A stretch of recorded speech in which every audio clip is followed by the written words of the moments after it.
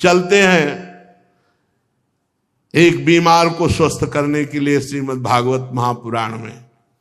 अहंकार का बीमार गजेंद्र, जब ग्राह रूपी रोग ने पकड़ा, पूरा उपाय कर लिया, 1000 वर्ष तक उपाय ही उपाय, हाथी हाथिनियां सब प्रयास किए, अपना बल लगा लिया, विधाता की मानो फांसी, ग्राह ने पैर नहीं छोड़ा, 1000 वर्ष तक खींचातानी चलती रही। हाथी थल में बलवान होता है और ग्राह जल में बलवान होता है। यहां तक घसीट ले गया, हार चुका, शिथिल हो गया गजेंद्र। अहंकार का रोग उतरा। ये बहुत विचित्र होता है। हम तुम तो मां के गर्भ से पैदा हुए हैं, द्रौपदी जी यज्ञ कुंड से पैदा हुई है, दिव्य हैं, लेकिन महल में जब केस पकड़ के दुशासन ने घसीटा तो द्रौपदी जी को यह बल था कि 5 पांडव, भीष्म जैसे धर्मात्मा, बल रहता है, कोई है, अपना कोई है। आखिरी में जब देखा द्रौपदी जी ने पूरा इतना सब होने के बाद कि कोई मेरा नहीं, तब पुकारा। 1000 वर्ष गजेंद्र के बीतते नहीं, मिनट में हरि बचा लेते, लेकिन ये अहंकार का रोग, ये अहमता ममता, ये नष्ट नहीं होती। अहम मम, मेरा कोई है, मैं कुछ कर सकता हूं, अहम मम ये भगवान से जुड़ने नहीं देता। एक अहमता ममता ये जग में है दुख जाई, ये जब श्री जी की ओर लगे तो होत परम सुखदाई। बड़े ये दलिद्र है, अहमता ममता भगवान से विमुख करती रहती है। जब गजेंद्र ने देखा कि अब एक झटके में मैं डूब जाऊंगा, तो उसको पूर्व जन्म में जो स्तोत्र जप करता था उसकी याद आ गई। उसने विचार किया कि अगर बचा सकते हैं तो केवल हरि बचा सकते हैं। ओम नमो भगवते तस्मै यत् एतच्चिदात्मकं पुरुषायादि बीजाय परेशायाभि धीमहि यस्मिन्निदं यतश्चेदं एनेदं या इदं स्वयं योस्मात् परस्माच् परस्तम प्रपद्ये स्वयं भुवम। जो जगत के मूल कारण है, सबके हृदय में पुरुष रूप से विराजमान है, समस्त जगत के एकमात्र स्वामी है, जिसके कारण संसार में चेतना का विस्तार हो रहा है, उनमें प्रणव स्वरूप ओंकार स्वरूप भगवान को नमस्कार करता हूं, प्रेम से उनका स्मरण करता हूं।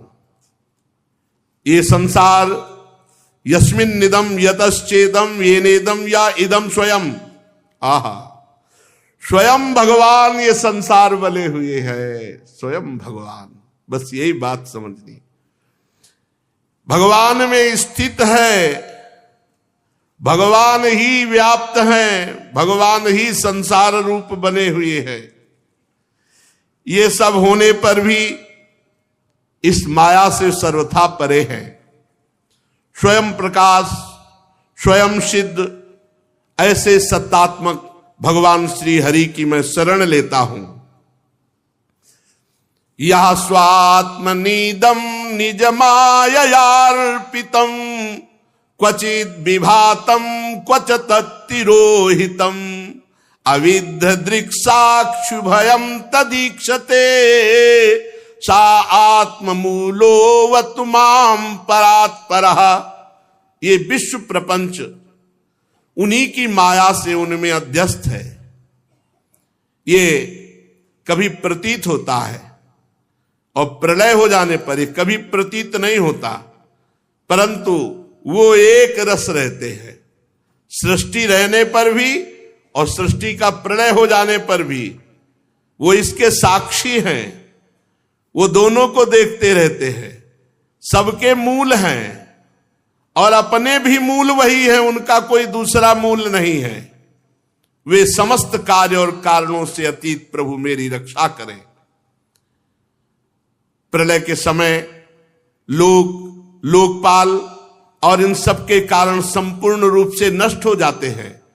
उस समय केवल अत्यंत घना गहरा अंधकार रहता है, परंतु अनंत परमात्मा उससे सर्वथा परे विराजमान रहते हैं। वे ही प्रभु मेरी रक्षा करें। भगवान की लीलाओं का रहस्य जानना बहुत कठिन है। वे नट की भांति अनेकों वेश धारण करते हैं। भगवान के स्वरूप को ना तो देवता जानते, ना ऋषि जानते, फिर दूसरा प्राणी कौन जान सकता है। जो वहां तक जा सके और उसका वर्णन कर सके, ऐसी किसी की सामर्थ्य नहीं। ऐसे मेरे प्रभु मेरी रक्षा करें।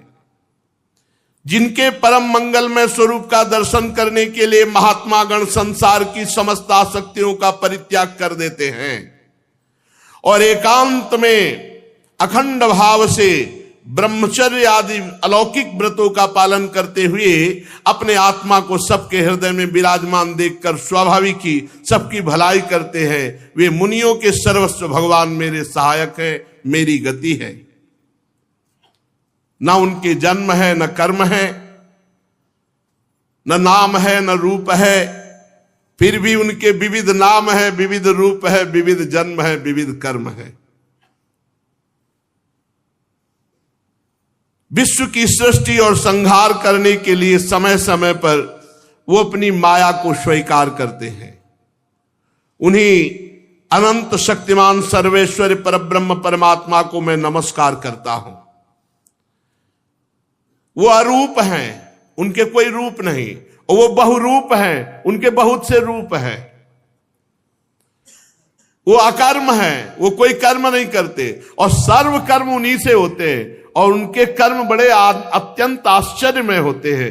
ऐसे सर्वाश्चर्य में भगवान की मैं शरण में हूं, मैं उनको नमस्कार करता हूं। स्वयं प्रकाश, सबके साक्षी परमात्मा को मैं नमस्कार करता हूं। मन वाणी चित्त से अत्यंत दूर उन भगवान को मैं नमस्कार करता हूं। विवेकी पुरुष कर्म संन्यास अथवा कर्म समर्पण के द्वारा अपने अंतःकरण को शुद्ध करके जिन्हें प्राप्त करते हैं, स्वयं तो नित्य मुक्त परमानंद ज्ञान स्वरूप हो जाते हैं, वो दूसरों को भी भगवत प्राप्ति करा देते हैं। ऐसे भगवान श्री हरि को मैं नमस्कार करता हूं। भगवान सतोगुण, रजोगुण, तमोगुण, इन तीन गुणों के धर्म को स्वीकार करके शांत, घोर और मूढ़ अवस्था भी धारण करते हैं और वो तीनों गुणों से परे भी रहते हैं। ऐसे भगवान को मैं नमस्कार करता हूं, बार बार नमस्कार करता हूं। हे प्रभु, आप सबके स्वामी हैं, समस्त क्षेत्रों के एकमात्र ज्ञाता, सर्व साक्षी हैं। हे सर्व साक्षी प्रभु, मैं नमस्कार करता हूं। आप स्वयं ही अपने कारण हैं, पुरुष और मूल प्रकृति रूप में भी आप ही हैं। आपको बारंबार नमस्कार है। आप समस्त इंद्रिय और उनके विषयों के दृष्टा हैं, समस्त प्रतीतियों के आधार हैं। अहंकार आदि छाया रूप असत वस्तुओं के द्वारा आपका ही अस्तित्व प्रकट होता है।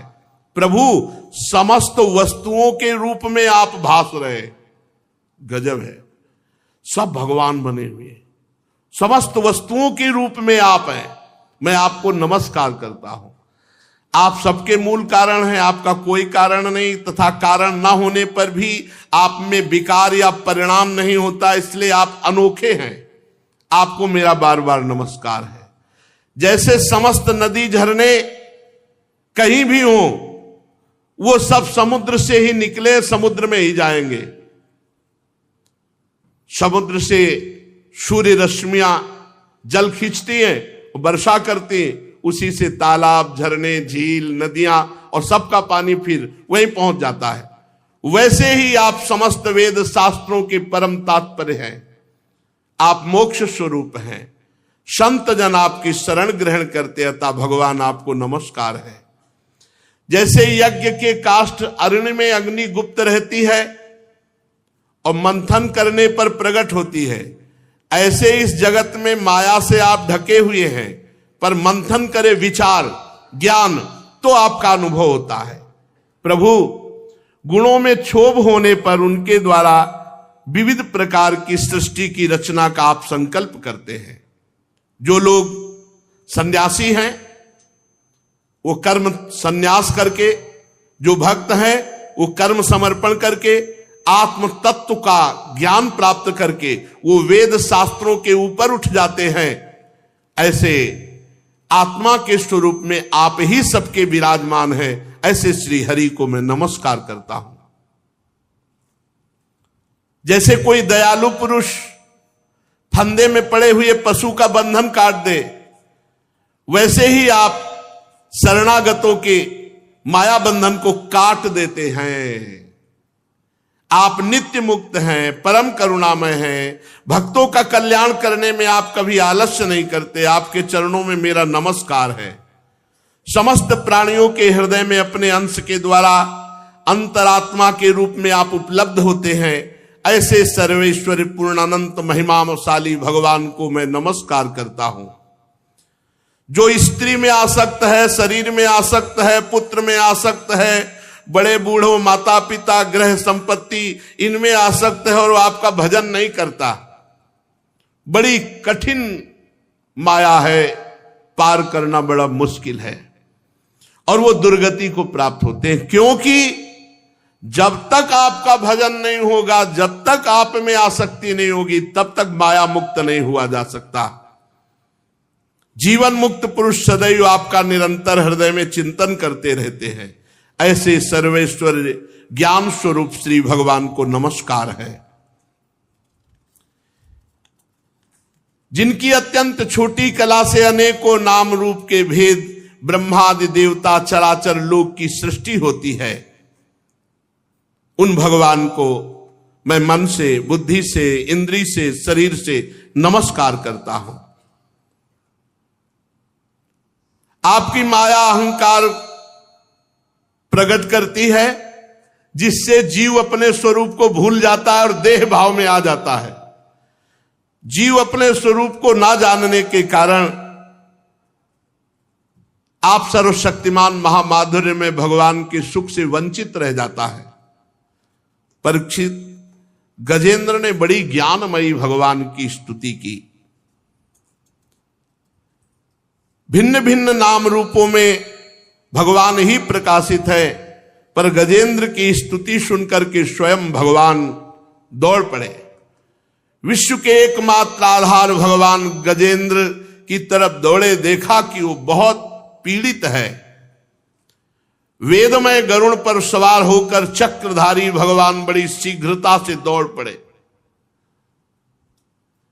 सरोवर के भीतर बलवान ग्राह ने गजेंद्र को पकड़ रखा था। गजेंद्र बस डूबने ही वाला था। उसने देखा कि आकाश में गरुड़ पर सवार हाथ में सुदर्शन चक्र लिए हुए भगवान श्री हरि, उसने उस सरोवर से पुष्प सूर्ण में लिया और ऊपर उठाया और बड़े आर्त भाव से भगवान को पुकारा, हे हरि, हे नारायण, हे जगत गुरु, हे भगवान, आपको नमस्कार है। कूद पड़े भगवान, गरुड़ जी को छोड़ दिया और एक हाथ से पकड़ करके ग्राह और गजेंद्र दोनों को बाहर निकाला और सुदर्शन चक्र से ग्राह को परम पद दिया और गजेंद्र को भगवान दुलार किए। परीक्षित, ब्रह्मा शंकर आदि बड़े बड़े देवता भगवान श्री हरि के ऊपर पुष्पों की वर्षा करने लगे। सुदर्शन चक्र के स्पर्श से ग्राह को वो गति मिली जो बड़े बड़े ऋषि मुनि तपस्या करके चाह करते हैं। ग्राह तुरंत आश्चर्य में दिव्य शरीर धारण किया। ये हुहू नाम का श्रेष्ठ गंधर्व था। देवल ऋषि के शाप से उसको ये गति प्राप्त हुई थी। भगवान के प्रिय पार्षद सुदर्शन चक्र के स्पर्श से वो शाप मुक्त हो गया।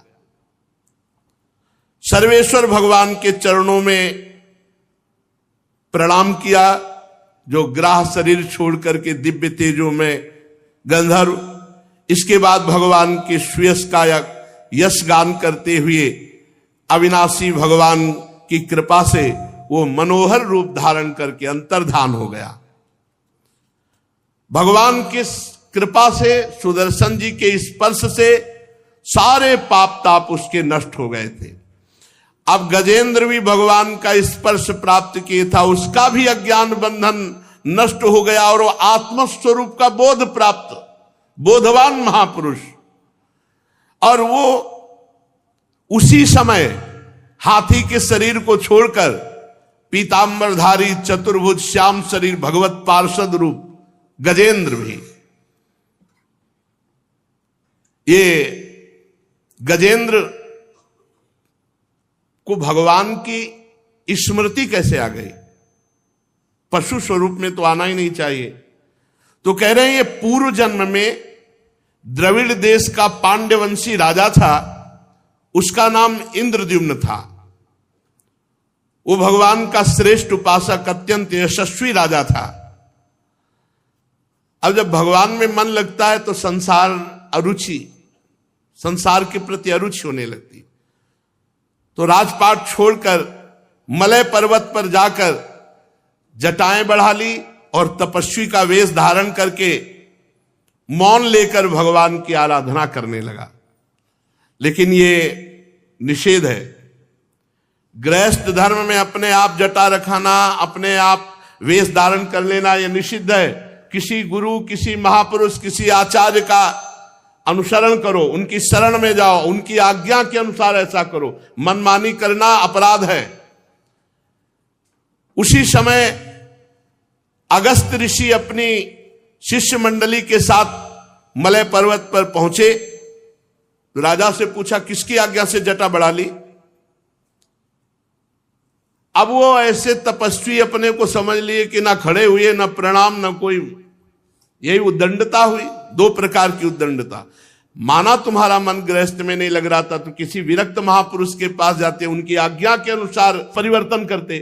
अब वो अपने आप गृहस्थ धर्म के वेश का त्याग कर विरक्त धर्म के वस्त्र धारण कर लिए। और तब उन्होंने कहा कि प्रजापालन, गृहस्थोचित, अतिथि सेवा, धर्म का परित्याग करके ये तपस्वी की तरह वेश धारण किसके द्वारा किया? इंद्रद्युम्न वैसे बैठे रहे, कहा हाथी की तरह बैठा है। बहुत क्रुद्ध हुए, जा गुरुजनों से शिक्षा नहीं ली, दीक्षा नहीं ली, अभिमानवश इस तरह का वेश तपस्वी का धारण कर लिया और अपमान करता है ऋषियों का। जा जड़ बुद्धि, हाथी की योनि को प्राप्त हो। पर कैसे भी भगवान का सुमिरन किया जाए वो मंगल करता है। साप वरदान देने में समर्थ अगस्त ऋषि के शाप से ये इंद्रद्युम्न हाथी की योनि को प्राप्त हुए। पर भगवान के नाम जप का ऐसा प्रभाव कि अगले जन्म में अंतिम समय में भगवान की याद आ गई, सब काम बन गया। हाथी की योनि में भगवान की स्मृति आ गई, बड़े सुंदर स्तोत्र का गायन किया और भगवान का साक्षात्कार हो गया और वो परम पद को चतुर्भुज रूप नारायण रूप होकर भगवान के धाम को गए। कुरुवंश शिरोमणि परीक्षित, मैंने भगवान श्री हरि की महिमा और गजेंद्र के उद्धार की एक कथा तुम्हें सुनाई। ये प्रसंग जो सुनेगा तो उसे यश, उन्नति और मनोकामनाएं उसकी पूर्ण होंगी। अगर कोई प्रातः काल पवित्र होकर इसका रोज पाठ करेगा तो उसके समस्त संकट निवृत्त हो जाएंगे। जो प्रातः काल इंद्रिय निग्रह पूर्वक एकाग्रचित से भगवान श्री हरि, गजेंद्र, सरोवर, पर्वत, त्रिकूट पर्वत और कंदरा और यहां की जो लीलाएं वृक्षादि इनका स्मरण करेगा वो मेरे परम धाम को प्राप्त होगा। बड़ा मंगलमय प्रसंग है। प्रातः काल की बेला पर भगवान शंकर का स्मरण, क्षीर सागर, श्वेत दूप, श्रीवत्स, कौस्तुभमणि, बनमाला, कौमुद की गदा, सुदर्शन चक्र, पांचजन्य, शंख, पक्षीराज गरुण, भगवान शेष जी, लक्ष्मी देवी, ब्रह्मा जी, देवर्षि नारद, भक्तराज प्रहलाद, मत्स्य, कच्छप, वाराह अवतार, सूर्य, चंद्रमा, अग्नि, ओंकार, सत्य, मूल, प्रकृति, गौ, ब्राह्मण, अविनाशी, सनातन धर्म, सोम, कश्यप, धर्म की पत्नी, दक्ष कन्याएं, गंगा जी, सरस्वती, यमुना जी, अलकनंदा, एरावत हाथी, भक्ति शिरोमणि, ध्रुव, 7 ब्रह्म ऋषि और नल, युधिष्ठिर, जनक आदि महापुरुषों का जो स्मरण करता है वो समस्त पापों और संकटों से मुक्त होकर अंत में मेरे स्वरूप को प्राप्त होता है। प्यारे परीक्षित, ये जो गजेंद्र मोक्ष की कथा है ब्रह्म मुहूर्त में यदि सुना जाए, जो आज जैसे सुनी गई, तो मृत्यु के समय उसे भगवान की याद आ जाएगी। मृत्यु के समय उसे भगवान की याद आ जाएगी यदि ब्रह्म मुहूर्त 4 बजे से लगता है, अपनी 4:15 4:20 से शुरू हो जाती है। ब्रह्म मुहूर्त में जो कथा सुनेगा तो कह रहे उसे अंतिम समय, मृत्यु के समय भगवान की याद आ जाएगी। वृंदावन में कह रहे महाराज याद आ जानी चाहिए। यो माम स्तुवन्त्यनेनांग प्रतिबुद्ध निशात्य तेसाम प्राणात्यहे चाहम ददामि विमलाम मतिम। विमलमति हरि स्मृति भगवद स्मृति। ये अपने लोगों के कल्याण हो गया है, मस्त रहो, भगवद स्मृति में मस्त रहो। परीक्षित, भगवान श्री कृष्ण के इन वचनों पर विश्वास रखना चाहिए। भगवान ने 5 जन शंख बजाया और गरुड़ पर सवार हुए और ऐसा कहकर अंतर ध्यान हो गए। शेष चर्चा आगे। श्री राधा वल्लभ लाल की जय।